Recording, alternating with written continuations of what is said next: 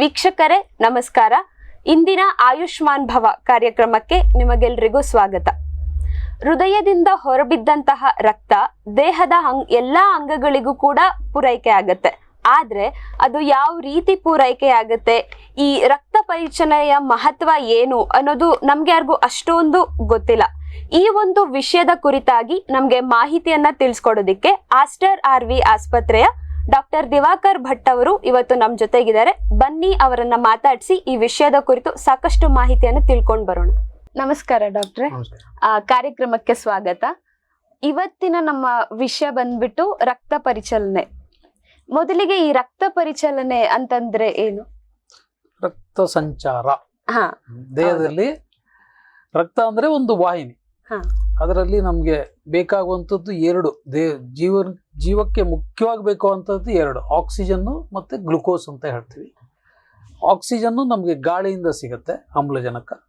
Glucose ನಾವು ತಿನ್ನುವಂತ ಆಹಾರದಲ್ಲಿ, simple ಆಗಿ ಹೇಳುವಂಥದ್ದು. ಇದು ಎರಡು ನಮ್ಮ ದೇಹದ ಮೂಲೆ ಜೀವಕೋಶಗಳು ಅಂತ ಹೇಳ್ತೀವಿ. ನಮ್ಮ ದೇಹ ಅಂದ್ರೆ ಮತ್ತೇನಿಲ್ಲ, ಏನು ಮೂಳೆ ಮಾಂಸದ ತಳಿ ಅಷ್ಟೇ. ಅದರಲ್ಲಿ ನಾವು ಡಾಕ್ಟರ್ಗಳು ಅದನ್ನು ಸೆಲ್ಸ್ ಅಂತ ಹೇಳ್ತೀವಿ, ಜೀವಕೋಶಗಳು. ದೇರ್ ಆರ್ ಮಿಲಿಯನ್ಸ್ ಆಫ್ ಜೀವಕೋಶಗಳು. ಬಟ್ ಪ್ರತಿಯೊಂದು ಜೀವಕೋಶಕ್ಕೂ ಇರುವಂಥ ಅವಶ್ಯಕತೆ ಆಕ್ಸಿಜನ್ನು ಮತ್ತು ಗ್ಲುಕೋಸು. ಇದನ್ನು ತಲುಪಿಸುವಂಥ ಈ ಒಂದು ಕಾರ್ಯವನ್ನ ರಕ್ತದಿಂದ ಇದು ಹೋಗುವಂಥದ್ದು. ಸೊ ರಕ್ತ ನಮಗೆ ಆಕ್ಸಿಜನ್ನು ಮತ್ತು ಗ್ಲುಕೋಸನ್ನು ಕೊಡುತ್ತೆ ಪ್ರತಿಯೊಂದು ಜೀವಕೋಶಕ್ಕೂ. ಆಮೇಲೆ ಆ ಜೀವಕೋಶದಿಂದ ತಯಾರಾಗುವಂಥ ಏನು ಕಲ್ಮಶಗಳಿರುತ್ತೆ, ಟಾಕ್ಸಿಕ್ ಪ್ರಾಡಕ್ಟ್ಸ್, ವೇಸ್ಟ್ ಪ್ರಾಡಕ್ಟ್ಸ್, ಅದು ಕಾರ್ಬನ್ ಡೈಆಕ್ಸೈಡ್ ಅಂತ ಹೇಳ್ತೀವಿ, ಅದನ್ನು ವಾಪಸ್ ತಗೊಂಡು ಬರುವಂಥದ್ದು, ಸಪ್ಲೈ ಮಾಡುವಂತ ಈ ಸಪ್ಲೈ ಕ್ರಿಯೆಯನ್ನು ನಾವು ಸಪ್ಲೈ ಚೈನ್ ಅಂತ ನಾವು ರಕ್ತ ಸಂಚಾರ ಅಂತ ಹೇಳ್ತೀವಿ. ಇದಕ್ಕೆ ಮೇನ್ ಬೇಕಾಗುವಂತದ್ದು ಪಂಪ್, ಹಾರ್ಟ್. ಸರ್, ಈ ರಕ್ತ ಪರಿಚಲನೆ ಅಂದ್ರೆ ರಕ್ತ ಸಂಚಾರ ಅನ್ನೋದು ಆಗ್ಲಿಲ್ಲ ಅಂದ್ರೆ ಏನಾಗುತ್ತೆ? ಮನುಷ್ಯ ಜೀವನಿದ್ದ ತಕ್ಷಣ ರಕ್ತ ಸಂಚಾರ ನಿಂತ್ಕೊಳ್ಳುತ್ತೆ. ಅಂದ್ರೆ ಮನುಷ್ಯ ಅಂದ್ರೆ ಪೂರ್ತಿಯಾಗಿ ಸತ್ತು ಹೋಗ್ತಾನೆ ಅಂತ.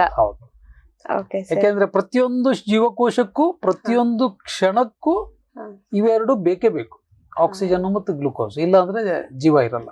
ಅಂದ್ರೆ ವ್ಯಕ್ತಿಗೆ ರಕ್ತ ಪರಿಚಲನೆ ಅನ್ನೋದು ತುಂಬಾನೇ ಮಹತ್ವವಾದದ್ದು. ಈ ರಕ್ತ ಪರಿಚಲನೆ ಅಂದ್ರೆ ಹೃದಯದಿಂದ ಹೊರಟಂತಹ ರಕ್ತ ಪ್ರತಿಯೊಂದು ಅಂಗಗಳಿಗೂ ತಲುಪುತ್ತೆ. ಅದು ಯಾವ ಯಾವ ಹಂತದಲ್ಲಿ ತಲುಪುತ್ತೆ, ಯಾವ ರೀತಿ ತಲುಪುತ್ತೆ, ಜೊತೆಗೆ ಇದರಲ್ಲಿ ಒಳಗೊಂಡಿರುವಂತಹ ಮುಖ್ಯವಾದ ಅಂಗಗಳು ಯಾವ್ಯಾವು? ರಕ್ತನಾಳಗಳು ಅಂತ ಹೇಳ್ತೀವಿ. ಈಗ ಹೃದಯ ಮೇನ್ ಪಂಪ್. ಇದು ಪಂಪ್ ಮಾಡಿರುವಂತಹದ್ದು. ಫಸ್ಟ್ ಅವೋಟ ಅಂತ ಮೇನ್ ಪೈಪ್ ಬರುತ್ತೆ. ಈಗ ನಾವು ಹೇಗೆ ನೀವು ರೋಡ್ ಮ್ಯಾಪ್ ಅನ್ನ ಒಂದು ದೇಶದ ರೋಡ್ ಮ್ಯಾಪ್ ತಗೊಂಡ್ರೆ ಹೇಗೆ ಹೈವೇಸ್ ಅಂತ ಹೇಳ್ತೀವಿ, ಆಮೇಲೆ national highways, state highways, district highways, taluk highways ಹೇಗೆ ಸಣ್ಣ ಸಣ್ಣ ಬರುತ್ತಾ, ಅದೇ ತರ ನಮ್ಮ ದೇಹದಲ್ಲೂ ಹಾಗೆ ಇದೆ. ಹೃದಯ ಮೇನ್ ಆಗಿ ಒಂದು ಅವೋಟ ಅಂತ ಬಿಗ್ ಪೈಪ್ಗೆ ಕನೆಕ್ಷನ್ ಇರುತ್ತೆ. ಅದನ್ನ ನಾವು ಅಪಧಮನಿ ಅಂತ ಹೇಳ್ತೀವಿ, ಕನ್ನಡದಲ್ಲಿ ಹೇಳ್ಬೇಕು, ಆರ್ಟ್ರೀಸ್ ಅಂತ ಹೇಳ್ತೀವಿ. ಕ್ಲೀನ್ ಹೃದಯದಿಂದ ಪಂಪ್ ಆಗಿರುವಂತ ಹೋಗುವಂತ ಪೈಪ್ಗಳನ್ನೆಲ್ಲ ಆರ್ಟ್ರೀಸ್ ಅಂತ ಹೇಳ್ತೀವಿ. ಅದು ಸ್ವಲ್ಪ ಸ್ಟ್ರಾಂಗ್ ಇರುತ್ತೆ, ಯಾಕೆಂದ್ರೆ ಅದು ಕಂಪ್ಲೀಟ್ ಇಡೀ ದೇಹಕ್ಕೂ ಸಪ್ಲೈ ಮಾಡ್ಬೇಕು. ಈಗ ನಮ್ಮ ಕಾಲು ಬೆರಳು ತುದಿಗೂ ಬ್ಲಡ್ ಹೋಗ್ಬೇಕು ಅಂದ್ರೆ ಇಲ್ಲಿ ಪಂಪ್ ಆಗಿರುವಂತ ಬ್ಲಡ್ ಅಲ್ಲಿ ತನಕ ಹೋಗುತ್ತೆ. ಇದೆಲ್ಲ ಒಂದು ಸೆಕೆಂಡ್ ಅಲ್ಲಿ ಮುಗಿದೋಗುತ್ತೆ. ಒಂದು ಬೀಟ್ ಅಲ್ಲಿ ಬ್ಲಡ್ ಪೈಪ್ಗಳಲ್ಲಿ ರಕ್ತ ಸಂಚಾರ ಆಗುತ್ತೆ. ಅಂದ್ರೆ ಒಂದು ಹಾರ್ಟ್ ಬೀಟ್ ಅಲ್ಲಿ ಅಲ್ಲಿ ತನಕ ಹೋಗುತ್ತೆ, ಇಡೀ ದೇಹಕ್ಕೆ ಎಲ್ಲ ಜೀವಕೋಶಗಳಿಗೂ ತಲುಪುತ್ತೆ. ಇದಕ್ಕೆ ಮಸ್ಟ್ ಅವೋಟ ಅಂತ ಹೇಳಿದೆ, ಮೇನ್ ಪೈಪ್. ಆಮೇಲೆ ಅದು ಡಿವೈಡ್ ಆಗುತ್ತೆ, ಸಣ್ಣ ಸಣ್ಣ ಆರ್ಟ್ರೀಸ್, ಆಮೇಲೆ ಇನ್ನೂ ಸಣ್ಣ ಆರ್ಟ್ರೀಸ್, ಆಮೇಲೆ ಕ್ಯಾಪಿಲರೀಸ್ ಅಂತ ಹೇಳ್ತೀವಿ. ಇದು ಸಪ್ಲೈ ಚೈನ್. ಆಮೇಲೆ ಅದರಿಂದ ವಾಪಸ್ ಬರುವಂತಹದ್ದನ್ನ ಅಬಧಮನಿ ಅಂತ ಹೇಳ್ತೀವಿ, ಅಥವಾ ವೇನ್ಸ್ ಅಂತ, ಇಂಗ್ಲಿಷ್ ಅಲ್ಲಿ ವೇನ್ಸ್ ಅಂತ ಹೇಳ್ತೀವಿ. ಅದು ವಾಪಸ್ ಹಾರ್ಟಿಗೆ ಬರುತ್ತೆ, ಕೆಟ್ಟ ರಕ್ತ ಅಂತ ಹೇಳ್ತೀವಿ. ಅದನ್ನ ಹಾರ್ಟ್ ಇಂದ ಪಂಪ್ ಆಗುವಂತದ್ದು ಶುದ್ಧ ರಕ್ತ, ಹಾರ್ಟಿಗೆ ವಾಪಸ್ ಬರುವಂತದ್ದು ಮಲಿನ ರಕ್ತ ಅಥವಾ ಕೆಟ್ಟ ರಕ್ತ ಅಂತ ಹೇಳಿ. ಈಗ ಏನಾದ್ರೂನು ಒಂದ್ ಅಂಗಕ್ಕೆ ಜಾಸ್ತಿ ರಕ್ತ ಹೋಗ್ಬೇಕು ಆ ತರ ಏನಾದ್ರೂ ಇದೆಯಾ? ಅದಕ್ಕೆ ಎಲ್ಲ ರಿಸೆಪ್ಟಾರ್ಸ್ ಅಂಡ್ ಸೆನ್ಸಾರ್ಸ್ ಅಂತ ಇದೆ ನಮ್ಮ ಬಾಡಿಯಲ್ಲಿ.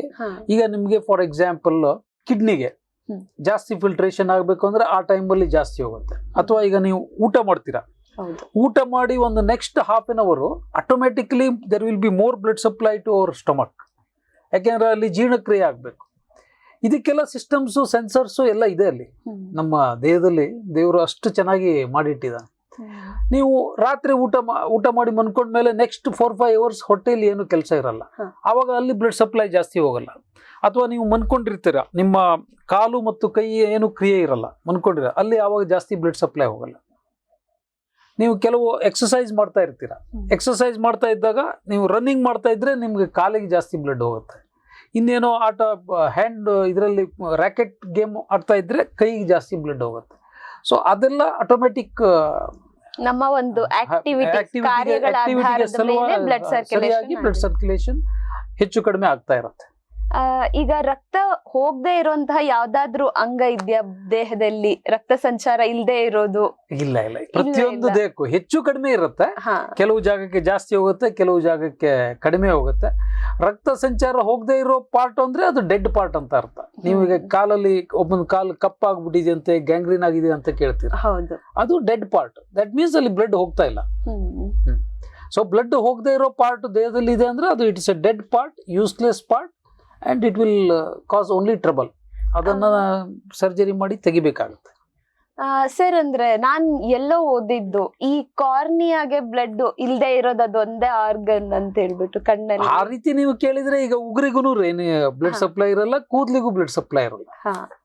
ಬಟ್ ಅದರ ರೂಟ್ಸಿಗೆ ಬ್ಲಡ್ ಸಪ್ಲೈ ಹೋಗ್ಲೇಬೇಕು.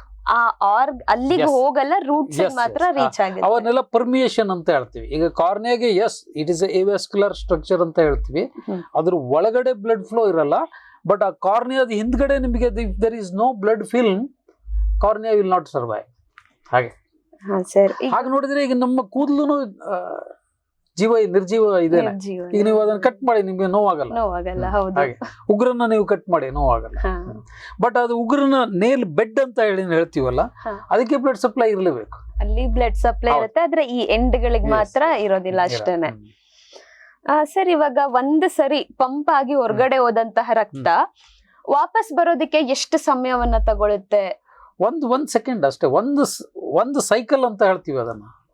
ಈಗ ಹಾರ್ಟ್ ಈಗ ಒಂದ್ ಬಾರಿ ಕಾಂಟ್ರಾಕ್ಟ್ ಆಯ್ತು, ರಿಲ್ಯಾಕ್ಸ್ ಆಯ್ತು ಅಂದ್ರೆ ಹಾರ್ಟ್ ಇದನ್ನ ಸಿಸ್ಟೋಲ್ ಅಂತ ಹೇಳ್ತೀವಿ. ಆಮೇಲೆ ರಿಲ್ಯಾಕ್ಸ್ ಆಗ್ಬೇಕಿದ್ರೆ ಡಯಸ್ಟೋಲ್ ಅಂತ ಹೇಳ್ತೀವಿ. All these things will happen in 0.8 seconds if you want to be very precise. 0.8 seconds. This contraction ಏನಿದೆಯಲ್ಲ, this is in 0.3 seconds. Relaxation is in 0.5 seconds. Relaxation happens slowly, contraction happens fast. This is keeping in mind your heart is beating at a rate of 72 per minute. ಅಂದ್ರೆ ಒಂದು ನಿಮಿಷಕ್ಕೆ 72 is ideal. ಆ 72 beats per beat ಆದಾಗ 0.3 seconds for contraction, 0.3 seconds for 0.5 seconds for relaxation. ಅಷ್ಟರೊಳಗಡೆ ಹೋಗಿ ಬಂದ್ಬಿಡುತ್ತೆ ಅದು. ಈ 0.8 seconds ಅಂದ್ರಲ್ಲ ನೀವು, ಆ 0.8 seconds ಅಲ್ಲಿ ಏನೇನೆಲ್ಲ ಕೆಲಸ ಆಗುತ್ತೆ ನಮ್ಮ ದೇಹದಲ್ಲಿ? ಈಗ ಹೋಗ್ತಾ ಇರುತ್ತೆ, ಬರ್ತಾ ಇರುತ್ತೆ ರಕ್ತ. ಅಂದ್ರೆ ಈಗ ಒಂದೊಂದು ಆರ್ಗನ್ ಹೋದಾಗ್ಲೂನು ಒಂದೊಂದು ಅದರ ಪರ್ಟಿಕ್ಯುಲರ್ ಕೆಲಸ ಮಾಡಿ ಬರುತ್ತೆ. ಕರೆಕ್ಟ್. ಆ 0.8 ಸೆಕೆಂಡ್ ಅಲ್ಲಿ ಇಷ್ಟೆಲ್ಲ ಕೆಲಸ ಆಗುತ್ತೆ. ಈಗ ನೋಡಿ, ಹೊಟ್ಟೆಗೆ ಹೋದ್ರೆ ಹೊಟ್ಟೆಯಲ್ಲಿರುವಂತ ನಮ್ಮ ಈ ಗ್ಲುಕೋಸ್ ಏನ್ ಅಬ್ಸರ್ವ್ ಆಗಿರುತ್ತೋ ಅದನ್ನ ತಗೊಳುತ್ತೆ. ಕಿಡ್ನಿಗೆ ಹೋದ್ರೆ ಅಲ್ಲಿ ಫಿಲ್ಟ್ರೇಷನ್ ಕೆಲಸ ಮಾಡುತ್ತೆ. ಕಾಲಿಗೆ ಹೋದ್ರೆ ಕಾಲಿಗೆ ಬೇಕಾಗುವಂತ ಶಕ್ತಿಯನ್ನು ಕೊಡುತ್ತೆ, ಗ್ಲುಕೋಸ್ ಅನ್ನು ಕೊಡುತ್ತೆ. ಆತರ ಈಗ ಮಲಿನ ರಕ್ತ ವಾಪಸ್ ಹೃದಯಕ್ಕೆ ಬರುತ್ತೆ ಅಂತ ಹೇಳಿದ್ರಿ ಅಲ್ವಾ? ಆ ಹೃದಯದಿಂದ ಮತ್ತೆ ಆ ರಕ್ತ ಎಲ್ಲಿ ಹೋಗುತ್ತೆ? Impure blood will go to lungs. ಆ ಲಂಗ್ಸ್ಗೆ ಹೋಗ್ಬಿಟ್ಟು ಲಂಗ್ ಅಲ್ಲಿ ಆಕ್ಸಿಜನೇಷನ್ ಆಗಿ ಪ್ಯೂರ್ ಬ್ಲಡ್ ಆಗಿ ಬರುತ್ತೆ. ಅದು ಕನೆಕ್ಷನ್ ಇಷ್ಟೇ ಟೈಮ್, ಇಷ್ಟೇ ಫಾಸ್ಟ್ ಆಗಿ ಕಂಟಿನ್ಯೂಸ್ ಆಗ್ತಾನೆ ಇರುತ್ತೆ. It's a continuous process. See life is, ಈಗ ಹಾರ್ಟ್ ನಾನು ಎಲ್ಲರಿಗೂ ಹೇಳ್ಬೇಕಿದ್ರೆ ಏನ್ ಹೇಳ್ತೀನಿ ಅಂದ್ರೆ, ನಾವು ನಿದ್ರೆ ಮಾಡ್ಬೋದು, ರಜಾ ತಗೊಳ್ಬೋದು, ಅಥವಾ ಏನು ಕೆಲಸ ಮಾಡದೆ ಸುಮ್ಮನೆ ಕೂತ್ಕೋಬಹುದು.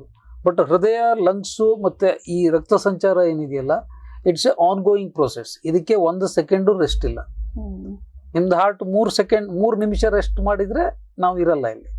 ಹಾಗೆ ಈ ಬ್ಲಡ್ ಸರ್ಕ್ಯುಲೇಷನ್ ಅಂಡ್ ರಕ್ತ ಸಂಚಾರ ಕ್ರಿಯೆನೂ ಹಾಗೇನೆ ಕಂಟಿನ್ಯೂಸ್ ಆಗ್ತಾ ಇರುತ್ತೆ. ಇದರದ್ದು ಸ್ಪೀಡ್ ಮೇ ವೇರಿಯೇಷನ್ ಆಗ್ಬೋದು.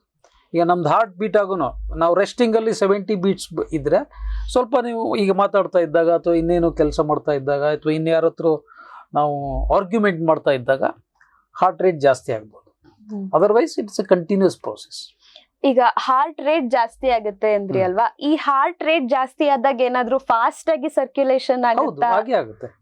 ಅಂದ್ರೆ ಆ ಹಾರ್ಟ್ ಬೀಟ್ ಬೇಸಿಸ್ ಮೇಲೆನೆ ಕೆಲಸ ಕೂಡ ಬೇಗ ಆಗ್ತಾ ಇರುತ್ತೆ. ಅದು ಡಿಮ್ಯಾಂಡ್ ಸಪ್ಲೈ ಅಂತ ಹೇಳ್ತೀವಿ. ಈಗ ನಾವು ಈಗ ಓಡ್ತಾ ಇದೀವಿ ಅಂತ ಇಟ್ಕೊಳ್ಳಿ, ಅಥವಾ ಏನೋ ಆಟ ಆಡ್ತಾ ಇದೀವಿ ಅಂತ ಇಟ್ಕೊಳ್ಳಿ, ಆವಾಗ ದೇಹಕ್ಕೆ ಬ್ಲಡ್ ಸಪ್ಲೈ ಜಾಸ್ತಿ ಬೇಕು. ಇದನ್ನ ನಾವು ಡಿಮ್ಯಾಂಡ್ ಅಂತೇಳಿ, ಡಿಮ್ಯಾಂಡ್ ಜಾಸ್ತಿ ಆಯ್ತು ಅಂತ ಹೇಳ್ತೀವಿ. ಆ ಡಿಮ್ಯಾಂಡ್ ಅನ್ನು ಮೀಟ್ ಮಾಡ್ಲಿಕ್ಕೆ ಸಪ್ಲೈ ಅನ್ನು ಜಾಸ್ತಿ ಮಾಡ್ಬೇಕು. ಆವಾಗ ಹಾರ್ಟಿಗೆ ಇರುವಂತ ಒಂದೇ ಆಪ್ಷನ್, ಈಗ ಹಾರ್ಟ್ ಅಲ್ಲಿ ಯೂಶುವಲಿ 70 ml ಬ್ಲಡ್ ಇರುತ್ತೆ ಅಂತ ಹೇಳ್ತೀವಿ. ಸೊ 1 beat ಅಲ್ಲಿ ಅದು 70 ml ಹೊರಗಡೆ ಚೆಲ್ಲತ್ತೆ, ಅಂದ್ರೆ ಇಡೀ ದೇಹಕ್ಕೆ ಕೊಡುತ್ತೆ. ಈಗ ಸಪ್ಲೈ ಜಾಸ್ತಿ ಮಾಡ್ಬೇಕು ಅಂದ್ರೆ ಹಾರ್ಟಿಗೆ ಇರುವಂತ ಒಂದೇ ದಾರಿ ಅಂದ್ರೆ ಜಾಸ್ತಿ ಬಡ್ಕೋಬೇಕು. ಆವಾಗ ಕಾರ್ಡಿಯಾಕ್ ಔಟ್ಪುಟ್ ಅಂತ ಹೇಳ್ತೀವಿ. Per minute 4 to 5 liters of blood is pumped out of the heart. So when you are doing exercise or doing some activities, ಅದು 15 to 20 ಲೀಟರ್ ತನಕ ಬೇಕಾಗುತ್ತೆ. ಅಷ್ಟು ಸಪ್ಲೈ ಮಾಡಬೇಕು ಅಂದ್ರೆ ಅವಾಗ ಹಾರ್ಟ್ ಜಾಸ್ತಿ ಹೊಡಿಲೇಬೇಕು. ನಾರಾಯಣ ಹೆಲ್ತ್ ಎಲ್ಲ ಆರೋಗ್ಯ ಸೇವೆಗಳು ಒಂದೇ ಸೂರಿನಡಿಯಲ್ಲಿ. ಹೃದ್ರೋಗದ ಚಿಕಿತ್ಸೆ ಮತ್ತು ಸಮಗ್ರ ಆರೈಕೆ, 35ಕ್ಕೂ ಹೆಚ್ಚು ಸೂಪರ್ ಸ್ಪೆಷಾಲಿಟಿಗಳು, ಕ್ಯಾನ್ಸರ್ ಹಾಗೂ ಅಸ್ಥಿಮಜ್ಜೆ ವಿಭಾಗ, ಮಂಡಿ, ಕೀಲು, ಬೆನ್ನುಹುರಿ ಮತ್ತು ಟ್ರಾಮಾ ಚಿಕಿತ್ಸೆಗೆ ಶ್ರೇಷ್ಠತಾ ಕೇಂದ್ರ, ದಿನದ 24 ಗಂಟೆ ಆಂಬ್ಯುಲೆನ್ಸ್ ಸೇವೆ. ಫಾರ್ಮ್ ಟಿವಿ ಹೆಲ್ತ್ ಗ್ರಾಹಕರಿಗೆ ಚಿಕಿತ್ಸಾ ಮಾರ್ಗದರ್ಶನ ಮತ್ತು ಆಕರ್ಷಕ discount. Narayana health city, Bengaluru. Apollo Ayurveda ದೇಶದ ಅತಿ ದೊಡ್ಡ ಆಯುರ್ವೇದ ಆಸ್ಪತ್ರೆ ಸರಣಿ. ಗುಣಮಟ್ಟಕ್ಕಾಗಿನ ರಾಷ್ಟ್ರೀಯ ಪ್ರಶಸ್ತಿ ಪಡೆದ ಏಕೈಕ ಆಯುರ್ವೇದ ಸಂಸ್ಥೆ. ಹೆಲ್ತ್ ಇನ್ಶೂರೆನ್ಸ್ ಮತ್ತು ಟಿಪಿಎಗಳಿಂದ ಕ್ಯಾಶ್ಲೆಸ್ ಸೌಲಭ್ಯ. ಸುಲಭಕ್ಕೆ ವಾಸಿಯಾಗದ ಬಹುರೋಗ ಪೀಡಿತರಿಗೆ ಶುದ್ಧ ಆಯುರ್ವೇದ ಚಿಕಿತ್ಸೆ. ಫಾರ್ಮ್ ಟಿವಿ ಹೆಲ್ತ್ ಗ್ರಾಹಕರಿಗೆ ಚಿಕಿತ್ಸಾ ಮಾರ್ಗದರ್ಶನ ಮತ್ತು ಆಕರ್ಷಕ discount. Apollo Ayurveda. Vishwaradhya cancer ಆಸ್ಪತ್ರೆ ಮತ್ತು ಸಂಶೋಧನಾ ಸಂಸ್ಥೆ. ವಿಶ್ವದ ಅತ್ಯುತ್ತಮ ರೇಡಿಯೋಥೆರಪಿ ಈಗ ದಾವಣಗೆರೆಯಲ್ಲಿ. ಮೆಡಿಕಲ್, ರೇಡಿಯೇಷನ್ ಮತ್ತು ಸರ್ಜಿಕಲ್ ಆಂಕಾಲಜಿ ವಿಭಾಗಗಳೊಂದಿಗೆ ಸಮಗ್ರ ಕ್ಯಾನ್ಸರ್ ಚಿಕಿತ್ಸೆ, ಗರ್ಭಕೋಶ ಕ್ಯಾನ್ಸರ್ ತಡೆಗೆ ವ್ಯಾಕ್ಸಿನ್, ತ್ವರಿತ ಚಿಕಿತ್ಸೆ, ವ್ಯಕ್ತಿಗತ ಆರೈಕೆ, ಎಲ್ಲ ಆರೋಗ್ಯ ವಿಮಾ ಸೌಲಭ್ಯ. ಫಾರ್ಮ್ ಟಿವಿ ಹೆಲ್ತ್ ಗ್ರಾಹಕರಿಗೆ ಆದ್ಯತೆಯ ಉಪಚಾರ ಮತ್ತು ಆಕರ್ಷಕ ಡಿಸ್ಕೌಂಟ್. ಕಳೆದೆರಡು ವರ್ಷಗಳಿಂದ ಕರ್ನಾಟಕದ ಆರೋಗ್ಯ ಸೇವೆಯಲ್ಲಿ ವಿಶ್ವಾರಾಧ್ಯ. ಸರ್, ನೀವು ಹೇಳಿದ್ರಿ ಈ ಬ್ಲಡ್ ಸರ್ಕ್ಯುಲೇಷನ್ ಅನ್ನೋದು ಕಂಟಿನ್ಯೂಸ್ ಆಗಿ ನಡೀತಾ ಇರುವಂತಹ ಕೆಲಸ. ಈಗ ಹಾರ್ಟ್ ಇಂದ ಪಂಪ್ ಆಗತ್ತಲ್ಲ ರಕ್ತ, ಅದು ನಮ್ಮ ಕಾಲ್ ತುದಿವರೆಗೂ ಹೋಗಿ ವಾಪಸ್ ಬರೋದಿಕ್ಕೆ ಎಷ್ಟು ಸಮಯ ಬೇಕು, ಮತ್ತೆ ಅಲ್ಲಿಗೆ ಹೋಗುತ್ತೆ ಅಲ್ವಾ, ಅಲ್ಲಿ ಏನೇನ್ ಕೆಲ್ಸಗಳನ್ನ ನಡ್ಸ್ಕೊಂಡು ಹೋಗುತ್ತೆ ಇದು? ಇದು ಎಷ್ಟು ಸಮಯ ಬೇಕಾಗುತ್ತೆ ಅಂತ ನಿರ್ದಿಷ್ಟವಾಗಿ ಹೇಳಲಿಕ್ಕಾಗಲ್ಲ. It depends on the activity, how active is the person ಅಂತ. ಅಂದ್ರೆ ಆಕ್ಟಿವಿಟಿ ಅಂದ್ರೆ ನಾವು ಏನೇನ್ ಕೆಲಸ ಮಾಡ್ತಾ ಇದ್ದೀವಿ. ಸಪೋಸ್ ನೀವು ರೆಸ್ಟ್ ತಗೊಂಡು ನಿದ್ರೆ ಮಾಡ್ಕೊಂಡು ಮನ್ಕೊಂಡಿದ್ದೀರಾ ಅಂದ್ರೆ ನಿಧಾನ ಹೋಗಿ ನಿಧಾನ ಬರುತ್ತೆ, because your heart is not beating very fast. Suppose ನೀವೇನೋ ಆಕ್ಟಿವ್ ಆಗಿ ಕೆಲಸ ಮಾಡ್ತಾ ಇದ್ದೀರಾ, ಓಡಾಡ್ತಾ ಇದ್ದೀರಾ ಅಥವಾ ರನ್ನಿಂಗ್ ಮಾಡ್ತಾ ಇದ್ದೀರಾ ಅಂದ್ರೆ ಫಾಸ್ಟ್ ಆಗಿ ಹೋಗಿ ಫಾಸ್ಟ್ ಆಗಿ ಬಂದ್ಬಿಡುತ್ತೆ. ಸೊ ಅದನ್ನ ನೀವು ಬೇಕಾದ್ರೆ ಒಂದು ಡೈ ಹಾಕಿ ಮಾರ್ಕ್ ಮಾಡಿ ಮೆಜರ್ ಮಾಡ್ಬೋದು, ಬಟ್ ನಿರ್ದಿಷ್ಟವಾಗಿ ಹೇಳಕ್ಕಾಗಲ್ಲ. ಆಕ್ಟಿವಿಟಿ ಮಾಡ್ತಾ ಇದ್ದಾಗ ಫಾಸ್ಟ್ ಆಗಿ ಹೋಗಿ ಬರುತ್ತೆ, ರೆಸ್ಟ್ ಅಲ್ಲಿ ಇದ್ದಾಗ ನಿಧಾನವಾಗಿ ಹೋಗಿ ಬರುತ್ತೆ. ಎರಡನೇ ಪ್ರಶ್ನೆ ನಿಮ್ದು ಅಂದ್ರೆ ಈ ಹೋಗೋವರೆಗೂ, ಕಾಲ್ ತುದಿಗೆ ಹೋಗೋವರೆಗೂ ಏನೇನ್ ಕೆಲಸಗಳನ್ನ ಮಾಡ್ಕೊಂಡು ಪ್ರತಿಯೊಂದು ಜಾಗದಲ್ಲೂ ಅದು ಆಕ್ಸಿಜನ್ ಕೊಡತ್ತೆ, ಗ್ಲುಕೋಸ್ ಕೊಡತ್ತೆ, ಆಮೇಲೆ ವಾಪಸ್ಸು ಅಲ್ಲಿಂದ ಕಲ್ಮಶಗಳನ್ನ ತಗೊಳತ್ತೆ, mainly carbon dioxide and acidic material, lactic acid ಅಂತ ಹೇಳ್ತೀವಿ. ಇವೆಲ್ಲ ಆಮೇಲೆ ಹೋಗ್ಬಿಟ್ಟು ಕಿಡ್ನಿಯಲ್ಲಿ ಫಿಲ್ಟ್ರೇಷನ್ ಆಗಿ ಯೂರಿನೇಷನ್ ಆಗಿ ಯೂರಿನ್ ಫಾರ್ಮೇಷನ್ ಆಗಿ ಹೊರಟೋಗುತ್ತೆ. ಕಾರ್ಬನ್ ಡೈಆಕ್ಸೈಡ್ ಮೇನ್ಲಿ ಲಂಗ್ಸ್ ಅಲ್ಲಿ ಹೊರಗಡೆ ಹೋಗುತ್ತೆ, ಉಳಿದಿದ್ದೆಲ್ಲ ಟಾಕ್ಸಿಕ್ ಮಟೀರಿಯಲ್ ಕಿಡ್ನಿಯಲ್ಲಿ ಫಿಲ್ಟರ್ ಆಗುತ್ತೆ. ಈಗ ರಕ್ತ ಕಿಡ್ನಿಗೆ ಹೋಗುತ್ತಲ್ವಾ ಸರ್, ಕಿಡ್ನಿಗೆ ಹೋದಾಗ ಅಲ್ಲಿ ಏನೇನ್ ಕೆಲಸಗಳು ನಡೆಯುತ್ತೆ ಪ್ರಮುಖವಾಗಿ? Filtration. Kidney is nothing but filter. ನಮ್ದು ಎಂಟೈರ್ ಬ್ಲಡ್ ಇದಾಗಿದ್ದು ಇಡೀ ದೇಹಕ್ಕೆಲ್ಲ ಹೋಗಿ ಕಿಡ್ನಿಗೆ ಹೋಗ್ಬಿಟ್ಟು ಫಿಲ್ಟ್ರೇಷನ್ ಆಗಿ ಟಾಕ್ಸಿಕ್ ಮಟೀರಿಯಲ್ ಎಲ್ಲ ಯೂರಿನ್ ಫಾರ್ಮ್ ಆಗಿ ಹೊರಗಡೆ ಹೋಗುತ್ತೆ. Rest of the blood will come back. So kidney is nothing but a filter. ಏನ್ ಕೆಲಸ ನಡೆಯುತ್ತೆ ಸರ್ ಅಂದ್ರೆ? ಫಿಲ್ಟ್ರೇಷನ್ ಆಲ್ ದ ಟಾಕ್ಸಿಕ್ ಅಲ್ಲಿ ಸೆನ್ಸರ್ಸ್, ಮೆಂಬ್ರೇನ್ಸ್ ಹಾಗೆ ಇರುತ್ತೆ. ದೇಹಕ್ಕೆ ಬೇಡದೇ ಇರುವಂತ ಮಟೀರಿಯಲ್ ಏನಿರುತ್ತೋ ಅವೆಲ್ಲ ಫಿಲ್ಟರ್ ಆಗಿ ಯೂರಿನ್ ಫಾರ್ಮ್ ಆಗ್ಬಿಡುತ್ತೆ. ಅದು ಕೂಡ ಕಂಟಿನ್ಯೂಸ್ ಪ್ರೋಸೆಸ್, ಯಾವಾಗ್ಲೂ ನಡೀತಾನೆ ಇರುತ್ತೆ. ನಾವು ಎಚ್ಚರವಾಗಿರ್ಲಿ, ನಿದ್ದೆ ಆದ್ರೂ ಮಾಡ್ತಾ ಇರ್ಲಿ, ಅದು ನಡೀತಾನೆ ಇರುತ್ತೆ. Continuous process. So mainly toxic material ಅಂತಂದ್ರೆ ನಾವು ಯೂರಿಯಾ ಅಂತ ಹೇಳ್ತೀವಿ, ಯೂರಿನ್ ಅಲ್ಲಿ ಇರುವಂತದ್ದು ಅದೇ ಮೇನ್ ಪ್ರಾಡಕ್ಟ್. ಆಮೇಲೆ ಅಸಿಡಿಕ್ ಮಟೀರಿಯಲ್, ಆಮೇಲೆ ದೇಹಕ್ಕೆ ಬೇಡದೇ ಇರುವಂತ ಎಲ್ಲ ಮಟೀರಿಯಲ್ ಅದರಲ್ಲಿ ಫಿಲ್ಟ್ರೇಷನ್ ಆಗಿ ಯೂರಿನ್ ಆಗಿ ಫಾರ್ಮ್ ಆಗಿ ಹೋಗುತ್ತೆ. ಓಕೆ ಸರ್, ಈಗ ಲಂಗ್ಸ್ ಅಲ್ಲಿ ಏನ್ ನಡೆಯುತ್ತೆ ಸರ್ ಕೆಲಸ? ಅದು ಬರೀ ಎಕ್ಸ್ಚೇಂಜ್? ಅದು ಆಕ್ಸಿಜನೇಷನ್ ಅಂತ ಹೇಳ್ತೀವಿ, ಗ್ಯಾಸ್ ಎಕ್ಸ್ಚೇಂಜ್ ಆಗುತ್ತೆ. ಲಂಗ್ಸ್ ಅಲ್ಲಿ ಮೇನ್ಲಿ ಗ್ಯಾಸ್ ಎಕ್ಸ್ಚೇಂಜ್ ಆಗುತ್ತೆ. ಕಿಡ್ನಿಯಲ್ಲಿ ಹೇಗೆ ಫಿಲ್ಟ್ರೇಷನ್ ಆಗುತ್ತೋ ಲಂಗ್ಸ್ ಅಲ್ಲಿ ಗ್ಯಾಸ್ ಎಕ್ಸ್ಚೇಂಜ್. ನಾವು ಉಸಿರಾಡಿರುವಂತ ಏರಿಂದ ಆಕ್ಸಿಜನ್ ಅನ್ನ ತಗೊಳುತ್ತೆ, ಆಮೇಲೆ ನಮ್ಮ ದೇಹದಲ್ಲಿ ಇರುವಂತ ಕಾರ್ಬನ್ ಡೈಆಕ್ಸೈಡ್ ಅನ್ನ ಏರ್ಗೆ ಬಿಟ್ಟುಕೊಡುತ್ತೆ. ಈ ಪ್ರೋಸೆಸ್ ಅಲ್ವಿಯುಲೈ ಮೆಂಬ್ರೇನ್ ಅಲ್ಲಿ ಆಗುತ್ತೆ. ಸರ್, ಇವಾಗ ರಕ್ತ ಹೋಗೋದು ಆರ್ಟರೀಸ್ ಅಲ್ಲಿ, ವಾಪಸ್ ಬರೋದು ವೆಯಿನ್ಸ್ ಅಲ್ಲಿ ಅಂತ ಹೇಳಿದ್ರಿ. ಇವೆರಡಕ್ಕೂ ಏನಾದ್ರು ಡಿಫ್ರೆನ್ಸ್ ಇದೆಯಾ? ಆರ್ಗನ್ ಕಲರ್ ಆಗಿರ್ಬಹುದು ಅಥವಾ ಬೇರೆ ತರ ಏನಾದ್ರು? ಶುದ್ಧ ರಕ್ತ ಸ್ವಲ್ಪ ಕೆಂಪಗಿರುತ್ತೆ, ಅಶುದ್ಧ ರಕ್ತ ಸ್ವಲ್ಪ ಬ್ಲೂಯಿಶ್ ಇರುತ್ತೆ. ಅದಕ್ಕೆ ಬ್ಲೂ ಬ್ಲಡ್ ಅಂತ ಹೇಳ್ತೀವಿ, ಇದಕ್ಕೆ ರೆಡ್ ಬ್ಲಡ್ ಅಂತ ಹೇಳ್ತೀವಿ. ಆಮೇಲೆ ಈ ಆರ್ಟರೀಸ್ ಆಲ್ವೇಸ್ ಸ್ವಲ್ಪ ಸ್ಟ್ರಾಂಗ್ ಇರುತ್ತೆ, because when the heart pumps it has to sustain that pressure. ತುಂಬಾ ಪ್ರೆಷರ್ ಅಲ್ಲಿ ಬ್ಲಡ್ ಸಪ್ಲೈ ಕೊಡ್ಬೇಕಾಗತ್ತೆ. So arteries are little thick and elastic and muscular, ದೊಡ್ಡ ಸಣ್ಣನೂ ಆಗುತ್ತೆ. ಈಗ suppose when the blood supply is more, the same blood pipe can become big one. Supply ಕಡಿಮೆ ಇದ್ದಾಗ ಸಣ್ಣ ಆಗತ್ತೆ. ಈಗ ನಮ್ದು ವಾಟರ್ ಪೈಪ್, ಹೋಸ್ ಪೈಪ್ ಅಂತ ಹೇಳ್ತೀವಿ, ನೀರ್ ಹೋಗ್ಬೇಕಿದ್ರೆ ದೊಡ್ಡದಾಗಿ ಹಾವಿನ ತರನೇ ದೊಡ್ಡದಾಗತ್ತೆ. ನೀರಿಲ್ಲ ಅಂತಂದ್ರೆ ಅದು ಹೀಗೆ ಸ್ವಲ್ಪ. ಸೊ ನಮ್ಮ ಒಳಗಡೆ ಆರ್ಟರೀಸ್ನು ಅದೇ ತರ ಇರುತ್ತೆ, ವೇನ್ಸ್ನು ಅದೇ ತರ. ವೇನ್ಸ್ ಅಲ್ಲಿ ಜಾಸ್ತಿ ಪ್ರೆಷರ್ ಇರಲ್ಲ, it will be very thin ವಾಲ್ಡ್ structure pipes. ಅದ್ರದ್ದು ಕಲರ್ ಏನಾದ್ರೂ ಚೇಂಜ್ ಇರುತ್ತಲ್ಲ ಸರ್? ಬ್ಲಡ್ ಕಲರ್ ಅಲ್ಲ ನಾನ್ ಕೇಳ್ತಾ ಇರೋದು, ಆ ವೇನ್ಸ್ ಮತ್ತೆ ಆರ್ಟರೀಸ್ ಥಿನ್ ವಾಲ್ಡ್ ಇರೋದು ಯಾವಾಗಲೂ ಸ್ವಲ್ಪ ಬ್ಲೂಯಿಶ್ ಕಾಣುತ್ತೆ, ಥಿಕ್ ವಾಲ್ಡ್ ಇರೋದು ಸ್ವಲ್ಪ ವೈಟಿಶ್ ಕಾಣಿಸುತ್ತೆ. Arteries appear little whitish, vein appears little bluish when we do real operations. Sir, sir ಈಗ ಕಿಡ್ನಿಯಿಂದ ರಕ್ತ ಫಿಲ್ಟರ್ ಆಗಿ ಬರೋದು ಹಾರ್ಟ್ಗೆ ವಾಪಸ್ ಬರುತ್ತೆ.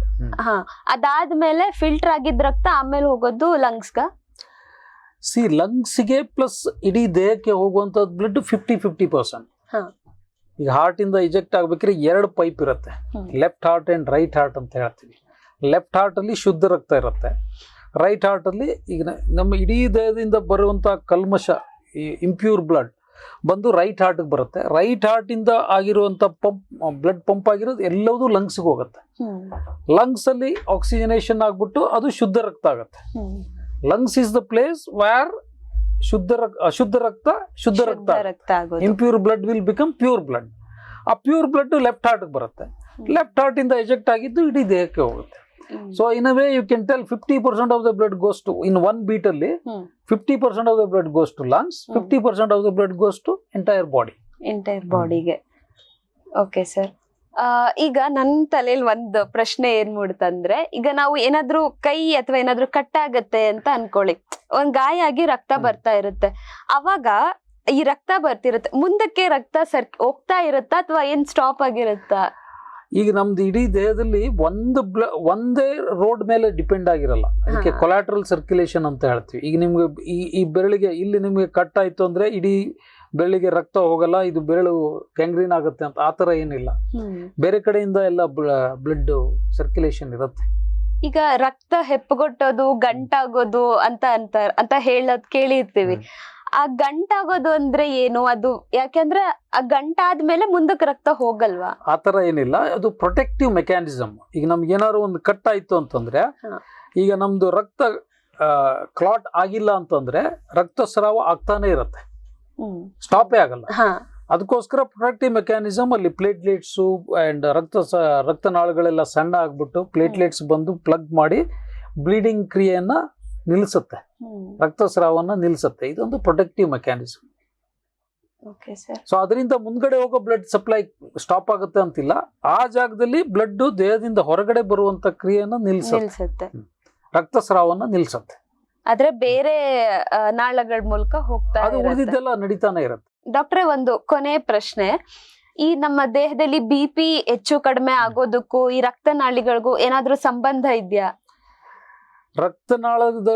ರಕ್ತನಾಳಗಳ ಲ್ಯಾಟ್ರಲ್ ಪ್ರೆಷರ್ ಅಂತ ಹೇಳ್ತೀವಿ. ಈಗ ನೀವು ಒಂದು ಪೈಪನ್ನು ಈಗ ತಗೊಂಡ್ರೆ ಅದರ ಆ ಲ್ಯಾಟ್ರಲ್ ವಾಲ್ ಎಷ್ಟು ಪ್ರೆಷರ್ ಇಂದ ಬ್ಲಡ್ ಹೋಗುತ್ತೋ ಅದನ್ನ ನಾವು ಬ್ಲಡ್ ಪ್ರೆಷರ್ ಅಂತ ಮೆಜರ್ ಮಾಡಿ ಹೇಳ್ತೀವಿ.